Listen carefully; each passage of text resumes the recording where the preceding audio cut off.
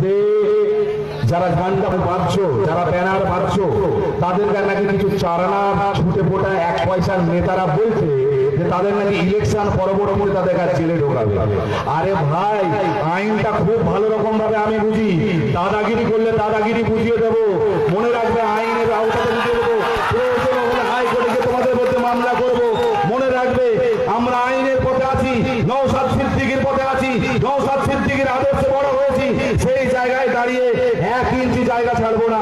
আমি আস্তে আস্তে দেখছিলাম তৃণমূলের এই করতে যাচ্ছিলাম, আস্তে আস্তে দেখছিলাম তৃণমূলের 2টো মিটিং হচ্ছে, গোটা 30টা লোক, গোটা 30টা লোক। মানে যারা নির্দল প্রার্থী হয়েছে, সেই নির্দল প্রার্থীর দিয়েও অন্তত গোটা 50টা লোক হবে, গোটা 30টা লোক। কিচ্ছু নেই। মমতা বন্দ্যোপাধ্যায়ের মাথা খারাপ হয়ে গেছে। সমস্ত ধর্মকে নিয়ে রাজনীতি করার চেষ্টা করছে। একদিকে কেন্দ্র সরকার ধর্মকে নিয়ে রাজনীতি যেমন করছে, মমতা বন্দ্যোপাধ্যায় ধর্মকে নিয়ে রাজনীতি করছে। গতকালকের একটা বাড়িতে গেছি, কিছুক্ষণ আগে ফেসবুকে আমি বলেছি, 24 ঘন্টার মধ্যে ওই দাবিটা যদি মমতা বন্দ্যোপাধ্যায় পাইবে, যদি উনি ভুল স্বীকার না করে, 24 ঘন্টার